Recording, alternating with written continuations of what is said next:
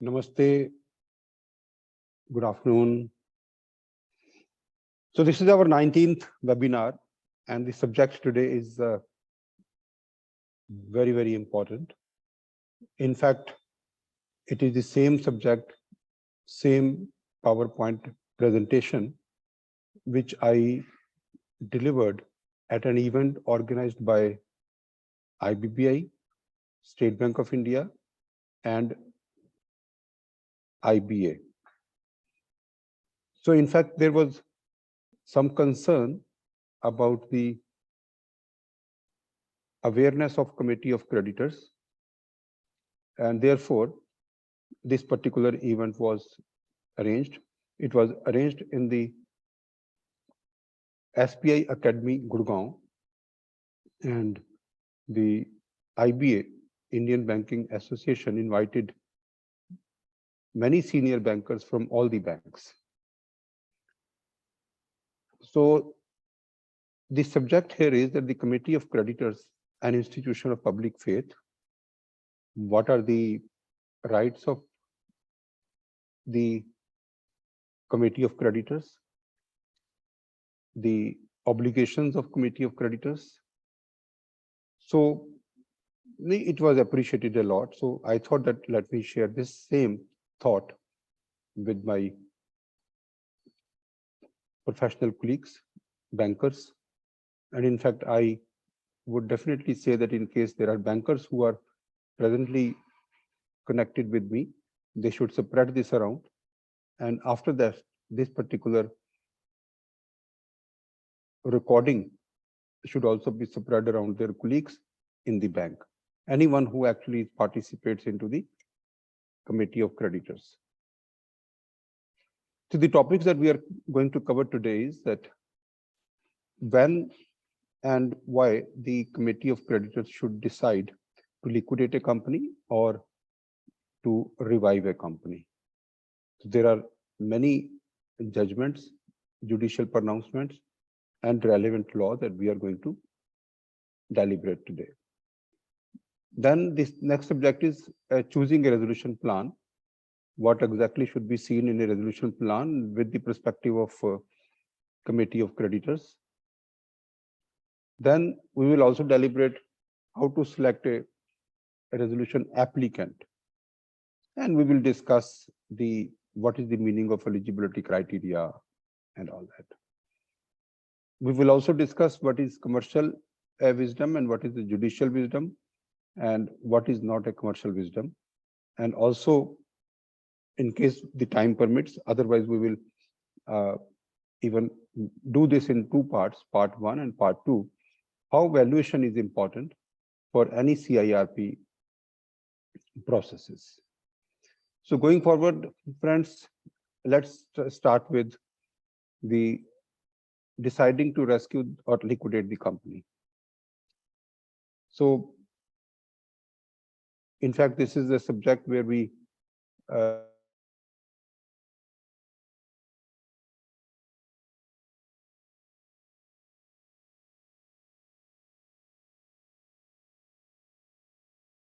because the insolvency and bankruptcy, this corporate insolvency resolution process can be considered as restructuring.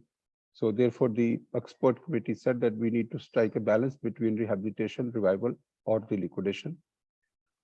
And the enough opportunities should be provided for a genuine effort should be made for revival or rehabilitation of a company. And in case it is not viable, then it should be liquidated. So therefore, any potentially viable businesses, all the stakeholders should consent for revival or rehabilitation of the company. Then in case the business is not feasible, then winding up has to be resorted to. Then the one very important part is that in case a business is not viable, then earlier closure is beneficial. However, in case you are taking time in understanding the company, understanding whether it should be liquidated or it should be rehabilitated, in case it is taking time, only that much of time is justified. Otherwise, the closure has to be very, very quick. So when we talk about liquidation, so there are 4 circumstances when a company can be ordered for liquidation. One, which is under section 33(1)(a), in case NCLT does not receive any resolution plan within 180 days or any extended period, then the company would be liquidated and there will not be any other option available except to liquidate the company.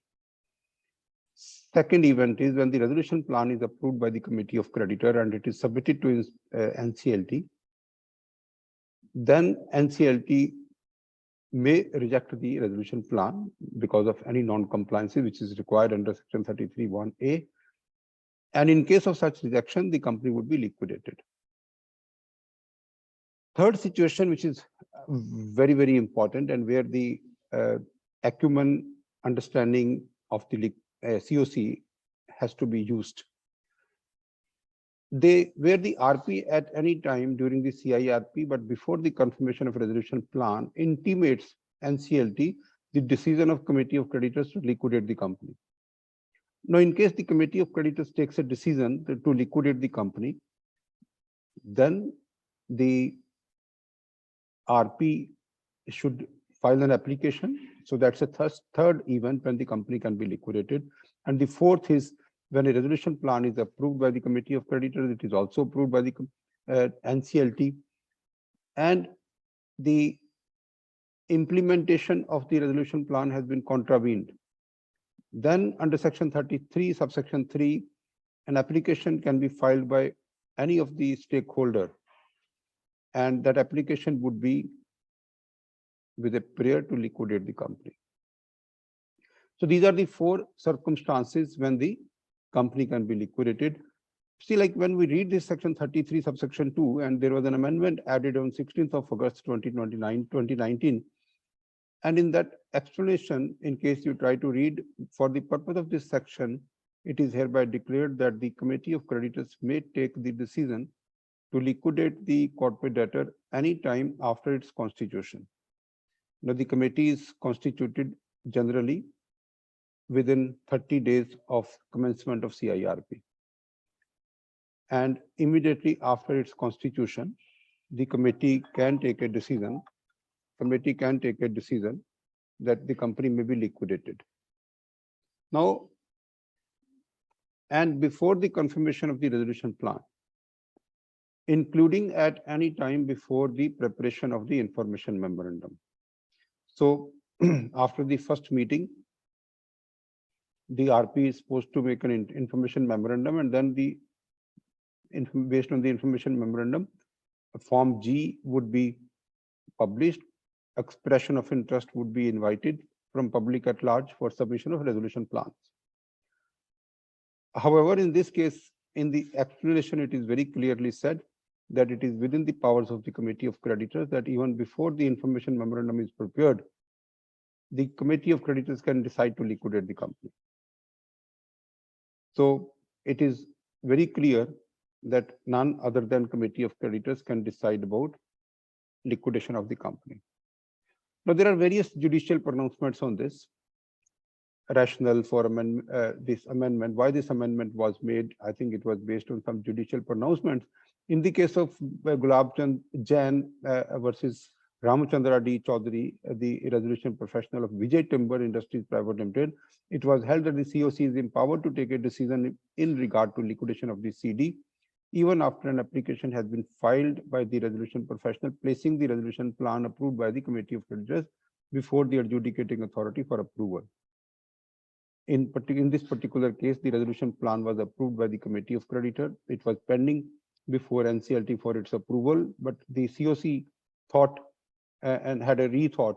The CoC somehow took a decision and reverted on their earlier decision for approval of the resolution plan, and again took a decision that the company may be liquidated. So it was held by NCLAT that the CoC has the power.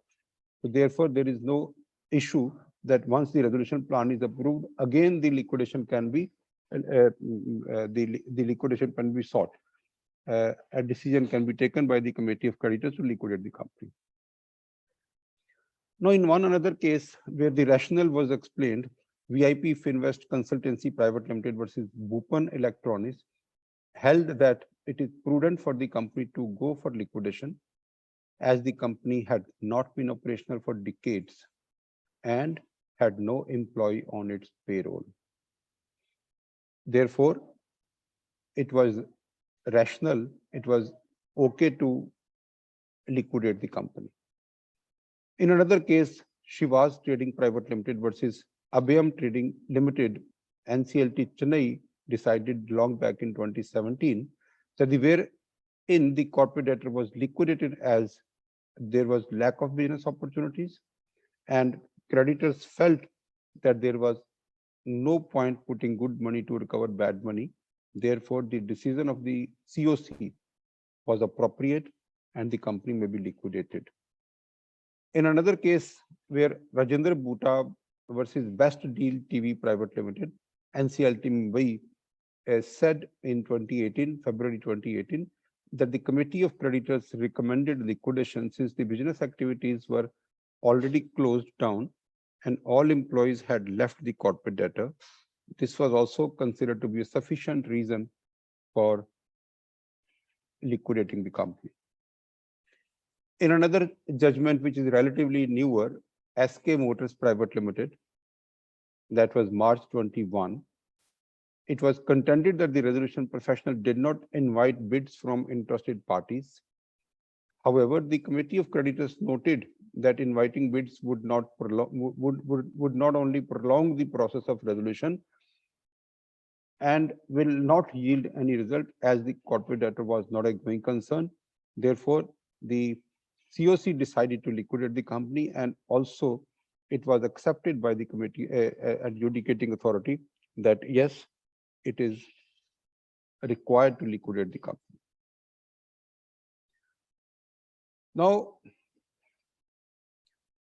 let us try to understand where it is advisable to the committee of creditors that they should revive the company rather than liquidating the company. We have, out of our experience, just noted down few scenarios where the company should not be liquidated and it should be tried to rehabilitate or revival. Now, in these cases, let us try to understand what are these scenarios. One, that the company has huge physical assets. Now, the physical assets can be used for some business or the other. If the physical assets are obsolete and it has to be scrapped out, I believe that should be excluded. Otherwise, the physical assets are available, operations are closed, but yes, it can be revived. So therefore, in case the physical assets are available, there should be always an endeavor to revive the company. Because we have seen, rather than selling the assets in piecemeal, if there are assets which are suitable to one business and it is already installed and working, maybe it is closed for some time, but still I believe revival is better. In other case, where some brand equity is already developed, fund flow may be tight, there may be losses, but if there is a brand equity and that a lot of money has been spent on the brand equity in the past, and that brand equity can be revived, can be used for operations, that would also be a good case for revival. There are some companies where there are some patents available, some trademarks, and some information technology assets or some intellectual rights. So these are companies where the liquidation would not fetch any recovery. However, in case we try to revive these companies, try to use these trademarks, patents, intellectual property rights, then the recovery and the profitability and realization would be better. The most importantly, there are many businesses, for example, information technology business. Some company might have developed a software or an app where the trained human resources are available. So in case trained human resources are available, and then the company should not be allowed to go for liquidation. Those human resources would surely revive the company. The financial stress has to be managed through a resolution plan, and necessary waivers can be sought, and the company can be revived, and all those trained human resources can be used for revival of the company. In some other cases, some company may have huge customer base, like for a software, there is a customer base. Now that customer is a perpetual customer. However, the company is running into losses. The efforts should be made to revive the company, because in liquidation, these trained human resources would not fetch any value. In some other cases, the companies where some distinct technology system or some apps in fact developed or registered in the name of the company, that also should be tried to be revived. Now, and there are many other examples, there are many other cases where you can apply your judgment that this company is good for revival, this company is not good for revival. So we can also kind of list out some of those cases where the liquidation has been preferred by the committee of creditors and it has been considered as prudent decision.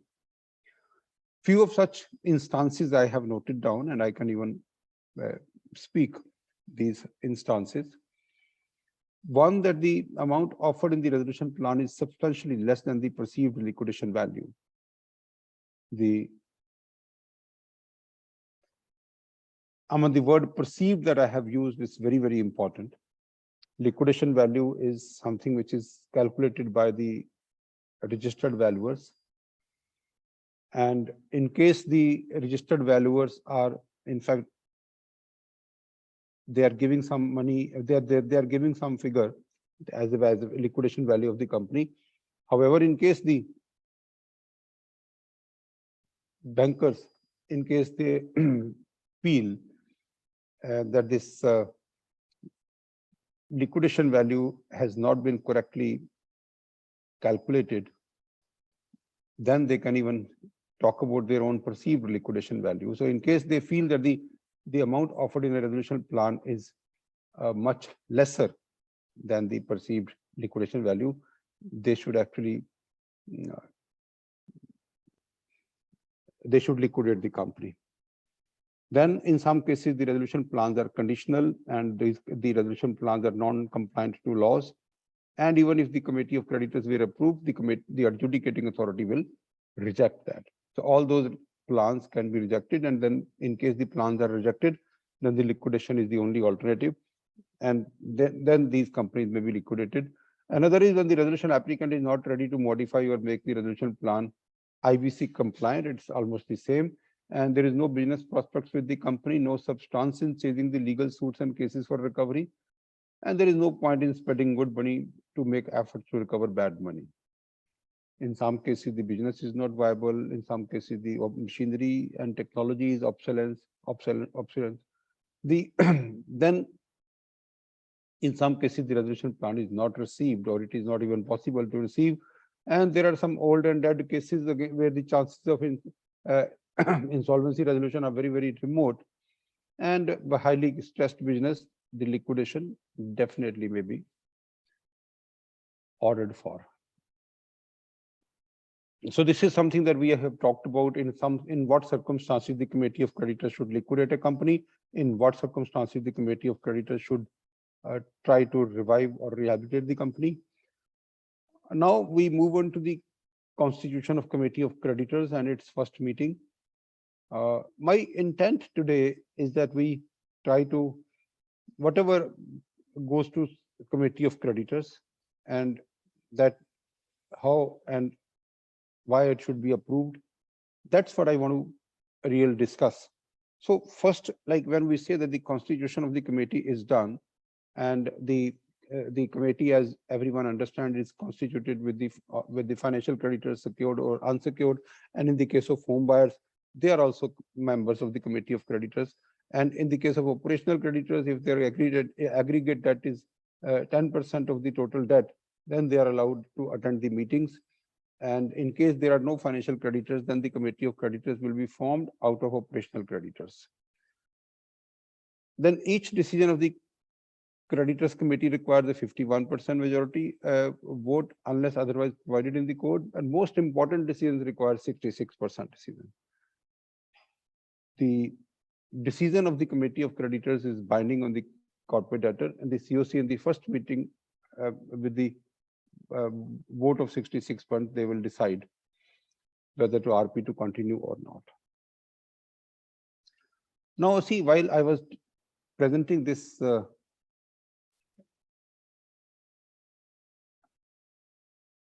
PPT before the guests invited by IBA, State Bank of India, and IBBI, and senior officers, it was in the presence of Shri Ravi Vittal, Chairman of IBBI, Mr. A.K. Tiwari, the Managing Director of State Bank of India, and Mr. Sunil Mehta, the CEO of IBA. So I, in fact, repeatedly said that let us try to understand what are the powers of the RP, IRP, and in case there are some powers with the RP or IRP which can result into liquidation and the resolution is not possible, I think let's try to understand who has the power.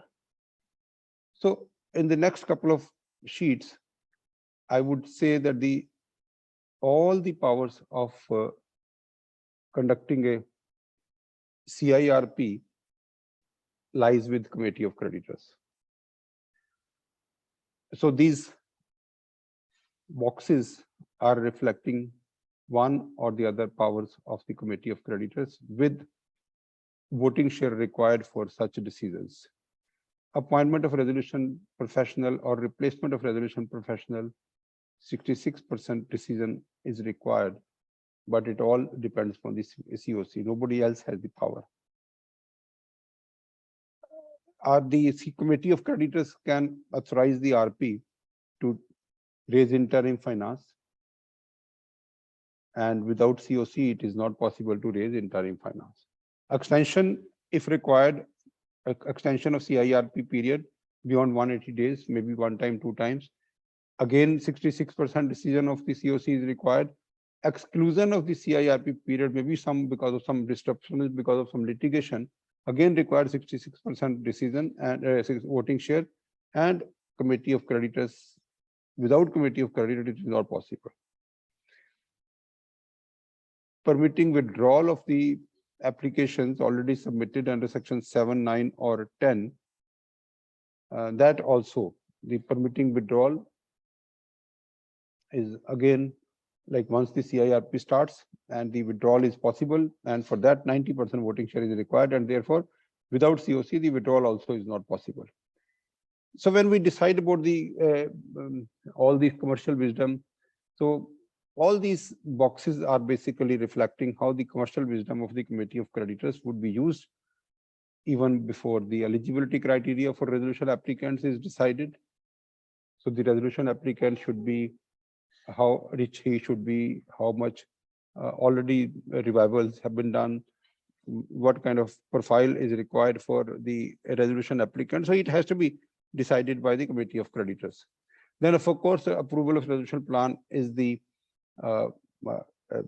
prerogative of the Committee of Creditors. In section 29A, in case any promoter is presently not permitted to participate into the resolution plan, he is not able to submit a resolution plan only because there is some NPA going on. So in that case also the committee of creditors can relax in case the overdue amount is paid within not beyond 30 days. Then is to initiate liquidation process of the company is also the powers of the committee of creditors to authorize any person to attend CoC meeting. That is also a power of the committee of creditors as per regulation 2 sub regulation 1 clause I. Nobody else can even allow anyone to attend the meeting. To ratify expenses incurred on public announcement. So you would see how RP is completely working under the powers of committee of creditors.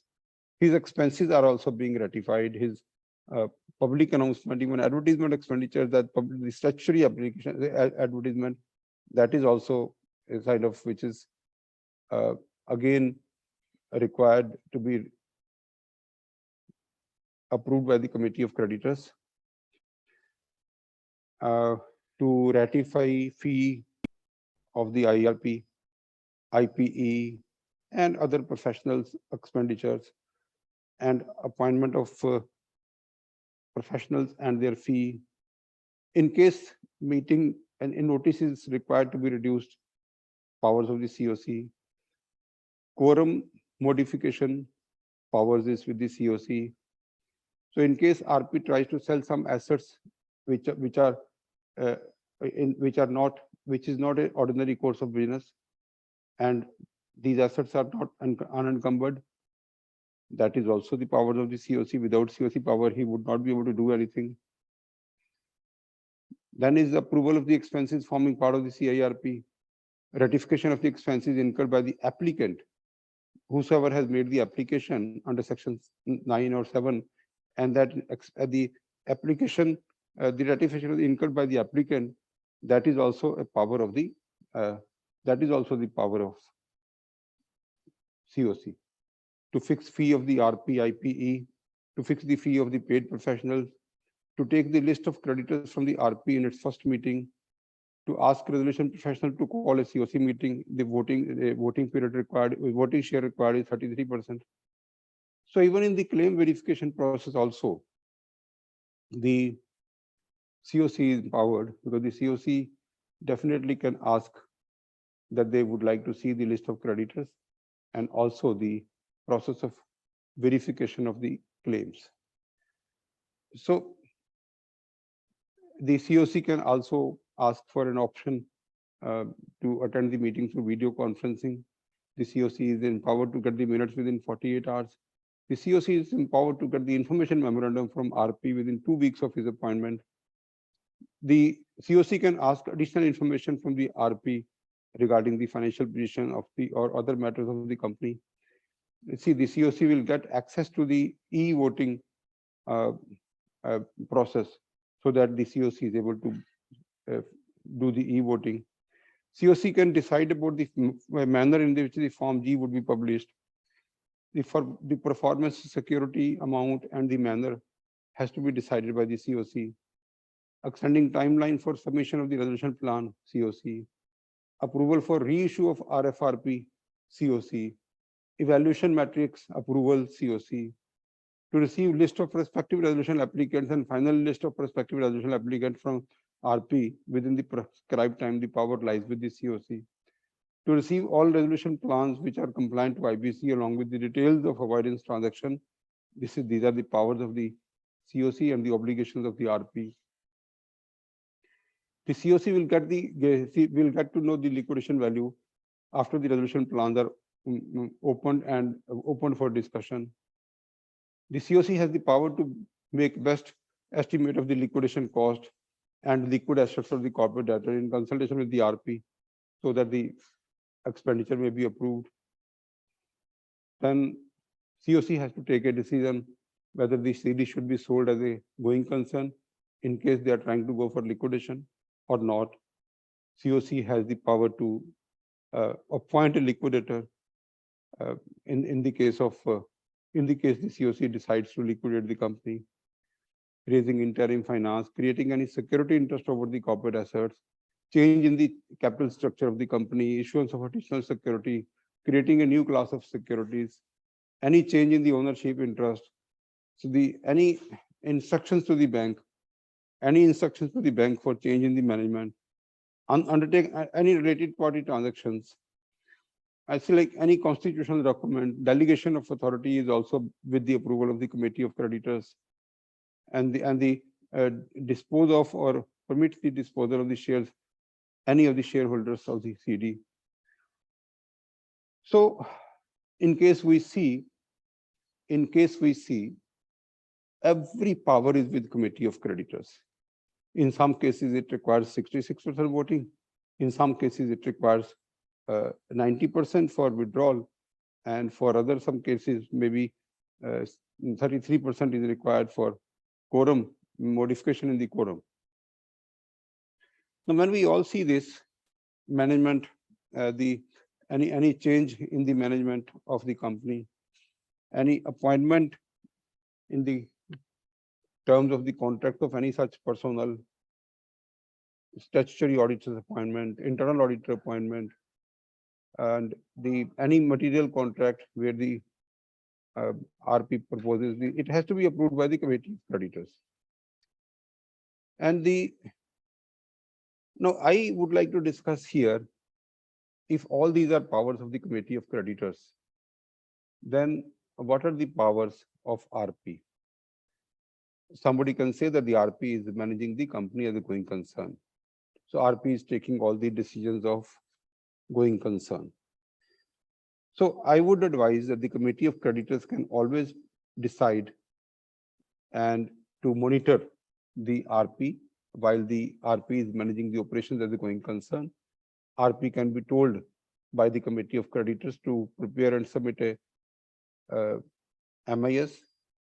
May that MIS be management information system, can be monthly, or it can be it can be 15 days, or it can be bi-monthly, or it can be quarterly, depending upon the intensity of the operations. So in case the management is also under the control of the committee of creditors, because the committee of creditors can always ask for the result, and then in case the committee decides to discuss on the whatever production or consumption going on, I think it is the right of the committee of creditors to discuss and be satisfied whether the expenditure incurred or whether the work is being done professionally or not. So in case we say that what are the other powers of the RP, one can always say that the RP has the power to operate bank account of the company. Like operation of the bank account is not a power, it is already a responsibility. The operations of the bank account, of course, where everyone is watching you, it is an obligation. It is not your money. You actually have to give complete account of the money used. So this is a list where in one case 90% of the voting share is required, and in some other cases 51% is required. So this is the status chart, like in what kind of decision, what kind of power, what kind of voting share is required. Now at this moment we actually can take up some questions, and in case I will just read some questions, and I would rather say that it's for the benefit of the participants. I would be reading these questions, and we'll try to find before we move on to what is a commercial wisdom and what is not. So Mr. Rajkumar Mato has asked how to deal with a situation where the adjudicating authority has ordered the applicant to deposit some money to be parked with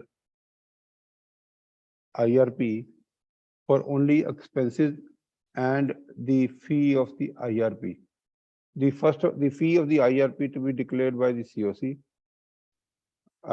What is the fate of IRP fee and expenses? should IRP approach the adjudicating authority for clarity and direction? The AA has ordered the applicant to deposit some money to be parked with IRP for only for expenses and the fee of the IRP to be decided by the CoC. If approval gets delayed by CoC. No, I think this is a unique kind of situation where the adjudicating authority has not automatically given an obligation on the applicant that he will provide for the funds. He will provide for the applicant will provide for the funds, and later on it will be received back. So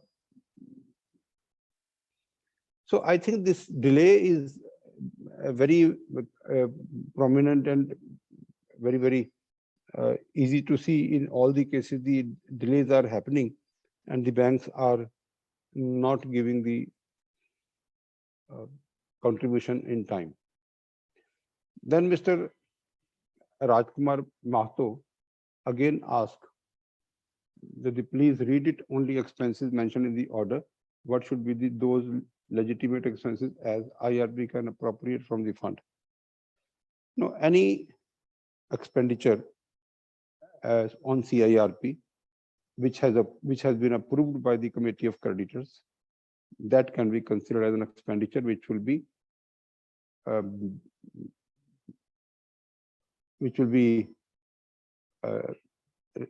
where the money is used, where the some contribution has come from the applicant, and the applicant can give this money to RP, and RP can use it for these kind of expenditure.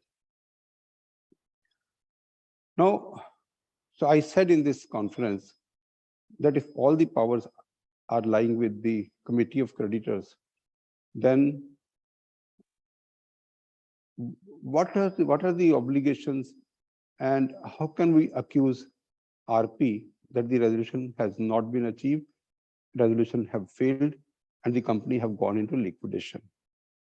So the committee has all the powers to monitor the RP, to get the MIS, and to also try to understand what are the efforts made by the RP for spreading around the public notice for participation into the resolution plan. So that's something which is the RP can do, spreading around. But that also RP can do only in case sufficient time and sufficient funds are available, which in many cases RP is not getting it from the banks, and RP is constrained to work without any money in the bank account. So the clarity that I'm trying to give, that when every power lies with the CoC, then if the resolution plan, if the resolution process fails, that doesn't mean that the RP has not been able to achieve the resolution. That actually means that collectively RP and the Committee of Creditors have failed to resolve the company.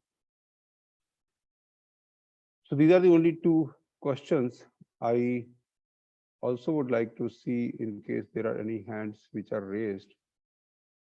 No, I couldn't see any hand which is raised. Maybe it has been stopped. So the other part that we are going to discuss is, like, as per the judicial pronouncement, what is the commercial wisdom of the Committee of Creditors and what is not commercial wisdom of the Committee of Creditors? Because in many judicial pronouncements,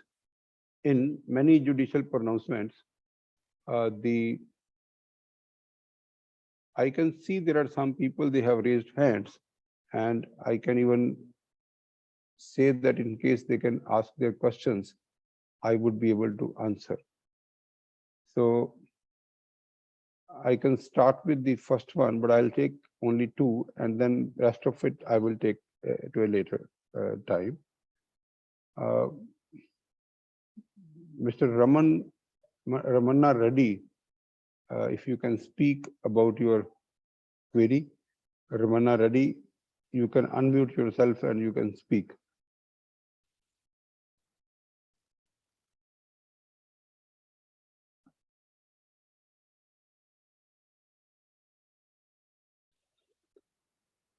Okay, I think he doesn't seem to be available. Then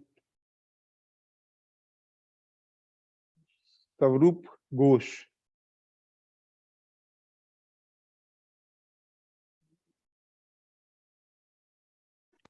Sir, thank you very much. I have a question. This is CA Sarup Ghosh from Kolkata. Yes, please. Okay, sir.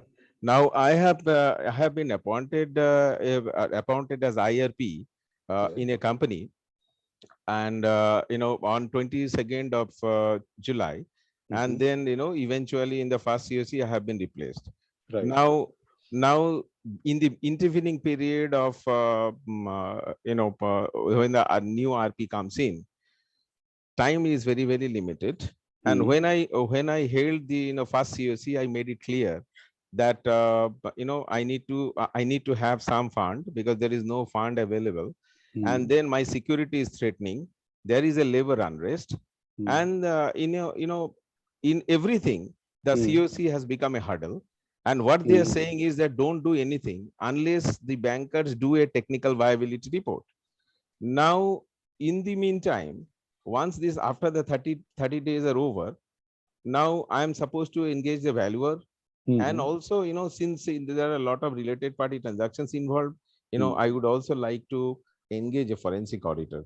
Now the bankers, since the security is threatening, and other paraphernalia. But then I could see. I still we have to be very short because the time is a constraint. Yes, sir. So what I am saying is that can the banker halt, since they are not cooperating, and in the name of the technical viability report, they are stalling. I couldn't understand when the when the committee of creditors have passed a resolution for removal of the RP or for replacement of the IRP. Yes. Then that means that the order has not been passed by the adjudicating authority. Absolutely. So you are waiting as IRP, you are waiting, and within 14 days, within 40 days, you would actually be also exercising all the powers and the obligations of the RP. Absolutely. This is what you are referring to. Absolutely. According to my understanding, because see, we are also engaged in one such case where the committee of creditors is asking that not to do anything because they have to replace the IRP. However, to my understanding, as long as IRP continues, as long as he across the CIRP crosses 40 days and the IRP will start functioning as RP, those are clear mandates. And RP cannot say that he will not work because every regulator will ask the IRP, why have you stopped? You have to work and you have to go ahead. But then I think the duty of the IRP is, because everything that you do, it has to be approved by the committee of creditors. And in case they don't approve it, fair enough, then you are absolved from your responsibility. But the security sir is threatening to leave, and the CoC is not willing to even release any money. No, I think see what you're trying to say, that the security is threatening to leave because they are not getting money. But the question is that this is what you have to explain to CoC, and you have to create evidences that you explain to the CoC, and after that, in case the CoC is not bothered about their assets, how can the RP be bothered about their assets? In case you tell the CoC that you please insure the asset, and in case the CoC doesn't get insured, then it is not the responsibility of the RP. In case the CoC is not worried about their employee and people are leaving, the RP should not worried about it. RP should be worried. RP should only be worried about whatever he has done. That should be available on to showcase to someone. Tomorrow, in case of inspection, you have to show what exactly you did. Okay. And in case you will be able to explain, then it will be all right. So what happens to the valuer? Because valuer I have to appoint, and these bankers are saying they will ratify the expenses. They might not ratify. In that case, what can I go ahead and appoint the valuer and let them reject or something like that? No, you actually have to do it as per the timeline. Absolutely. Nobody will give you any kind of relaxation from the timeline. It is your duty. You are working as IRP, and after 40 days, you would be working as RP. However, the application which is filed by the Committee of Creditors may take some longer period. So in Yes. case it takes a longer period, you would be responsible for continuation of the CIRP process. So So I think we move.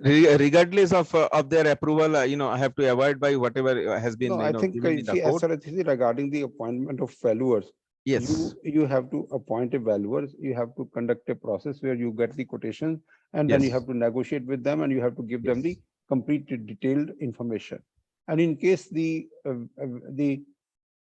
so in case the Committee of Creditors doesn't give any money, or they don't give any acceptance to the fee, Yeah. then the valuer will not start working. If the valuer doesn't start working, that actually will not be considered as no, you are non-compliant. Okay. Great, sir. You have Great. done it, you have done it, you have appointed it, and he is not working because his fee is not approved. I think this has been done by many people.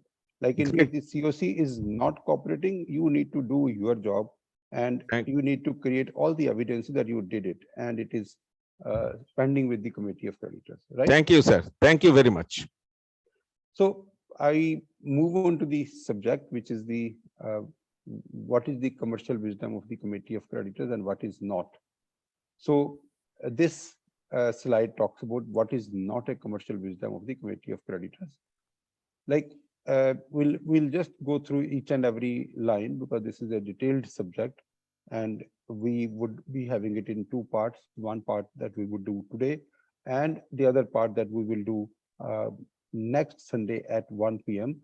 See, however, in this particular slide, we have seen approving a resolution plan which is which is in contravention of the provisions of any law for the time being and force. So that means this is the resolution plan. The resolution plan is contravened. Exorbitant professional cost. See, yeah, the resolution plan is contravened under the provisions of any law. Then the approving the act of RP which are in material irregularity of the powers conferred to him during the corporate insolvency resolution process. So the RP is doing something and the CoC is approving it, which is not compliant to law. That is also not commercial wisdom. Approving any timelines which are strictly not adhering to the code, that is also not a commercial wisdom. Approving exorbitant fee of the IRP, RP, or the liquidator, or the IPE, or any other professional, that is also not a commercial wisdom. Approving exorbitant insolvency process cost, that is also without any basis, that is also not a commercial wisdom. Approving resolutions which favor only the financial creditors and other creditors are purely ignored, that is also not considered to be commercial wisdom. Approving a settlement proposal with someone who actually may directly, because see, like in case of any resolution plan, or in case of any such scenario which might intentionally trying to submit a resolution plan and knowingly that the promoters will buy it back later, that kind of settlement the CoC cannot approve. Some earlier concept was that in case 99% haircut has been given to operational creditors, and those resolution plans should also not be approved. However, these are not valid nowadays because the law has actually been settled and the status of operational creditors have actually been defined multiple times, and therefore even if 99% haircut has been given to operational creditors, that may be acceptable. And approving resolution plans which work against rehabilitation or revival of the company, approving resolutions, not resolution plan. So these are all not a commercial decision. Now we can look into some of the judgments which are which talk about the what is judicial wisdom and what is commercial wisdom. So this is the latest judgment in June 2022, Rathi Graphic Technologies Limited versus Rajkumar Rathi and others. and this is NCLT Allahabad. In this case, it was held that the CoC will act fairly and would, in consideration, the broader objectives of the IBC over its narrow interest. The CoC will work keeping into consideration the broader objectives of the IBC and not its narrow interest of realization of its own dues, which are mostly secured otherwise also. Another aspect that needs to be highlighted is that the resolution applicant is required to demonstrate in the resolution plan that it can address the cause of default. Whereas this should be the responsibility of the committee of creditors, as they are assumed to be knowing the corporate debtor since the beginning, and they lend money to the basis of the business plans projections given by the corporate debtor. So in the end, we have no hesitation in stating that every inappropriate act or omission by a committee of creditors cannot be accepted in the garb of supremacy and non-justiciability of the commercial wisdom of the committee of creditors. So any non-compliance cannot be accepted as commercial wisdom. Any directions to RP for a work which is not compliant to some law, that is also not commercial wisdom. Just looking into for their own benefit is not a commercial wisdom. So the commercial wisdom actually has been defined like it is basically out of the judicial pronouncements only. Then we have this Kalparaj Dharamshi versus Kotak Investment Advisors Private Limited, where it is a Supreme Court decision in March 21, and it was held that the commercial wisdom of CoC is not to be interfered with, accepting the limited scope as provided under section 30 and 31 of the IBC. It is in an inquiry under section 31, the limited inquiry that the adjudicating authority is permitted is as to whether resolution plan provides for payment of the insolvency resolution process cost and in the manner to repayment of the in priority. Repayment of debt of the operational creditors in the prescribed manner, the management of the affairs of the corporate debtor, that also should be provided and it should be covered. Implementation and supervision of the resolution plan.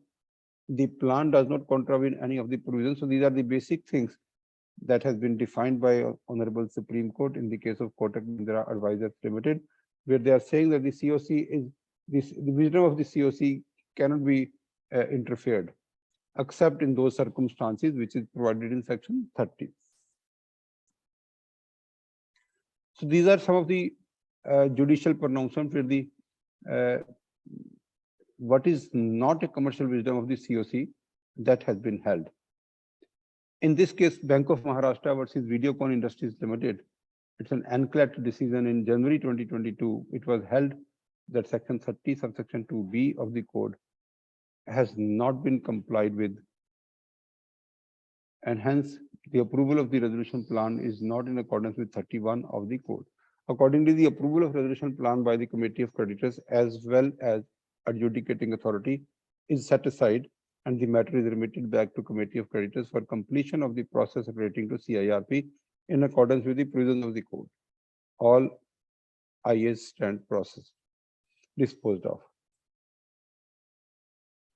So in this case, NCLAT has taken a decision that the resolution plan is not in accordance with section 31.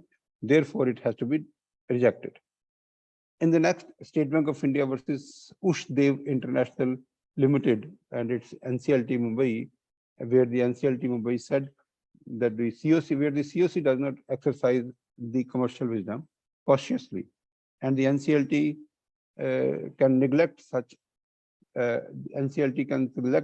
an ideological or unreasoned, unfounded, or unsound decision of the CoC. I think that is something which is not permitted.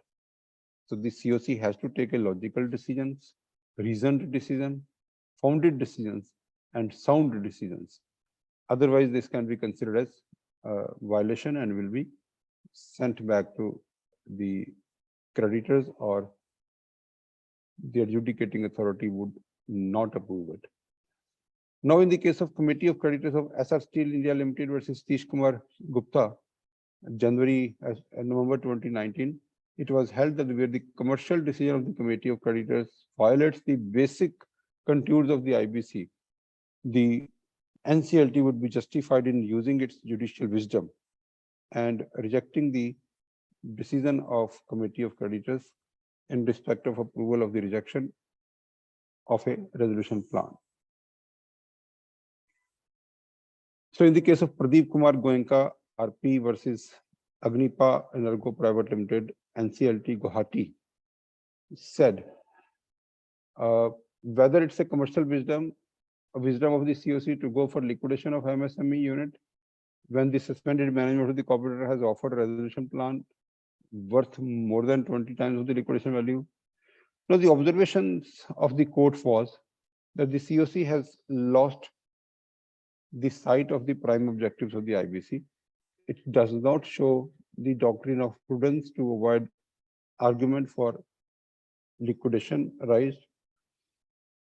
So, in fact, in this case, the resolution of the stressed asset that a commercial decision to reject the amount offered to them in terms of the resolution plan is more than the 20 times of the liquidation value. See, when the amount offered in the resolution plan is 20 times the liquidation value, then the commercial wisdom should have been used. So the bench said that it is neither commercial wisdom nor a commercial decision of the CoC to reject a resolution plan which offer to them an amount at 20 times of the amount which is the liquidation value. So 20 times of the liquidation value, and the company is also MSME. Therefore, it should have been the acceptable resolution plan. We are I'm actually something which is being said that there are some kind of noise which I have not been able to see any noise, but I think the time we have to be very, very careful about the time. We have completed 2-3 parts of this, and in the coming parts, what finally we are trying to say, how the CoC will have to take a decision, how the CoC will select a resolution plan, how the CoC will select the resolution applicant, and how the CoC can improve liquidation value, or rather I would say the valuation of the company. All this is going to come in part 2 of the webinar on this subject. So taking it beyond 1 hour would be really boring. Although this is a very, very important subject, we will actually spread the video for the part 1, and we'll do this part 2 on the coming Sunday. We have to stop because of the time constraint, and as I understand that there are many questions, in fact there are 15 questions, but in case I start taking the questions, then the real content for which my audience is coming for, and that may be a little bit of challenge, but not more than 1 or 2 questions in a webinar would be advisable. Because see, when I declare a subject, then I understand that the participants come for that subject. And if there is a question which is not relevant to that subject, that actually can be irritating for some participants who come for the particular subject. Therefore, the decision that we have taken that not 1 or more than 1 questions can be taken up. So friends, I can even say that yes, if somebody can send me WhatsApp, I would be able to reply, and in case I would have time at that particular scenario, I would also call back to discuss that issue. That's what I can do. So thank you very much. Looking forward for the part 2 of this subject on next Sunday at 1 p.m. Thank you very much. Thank you.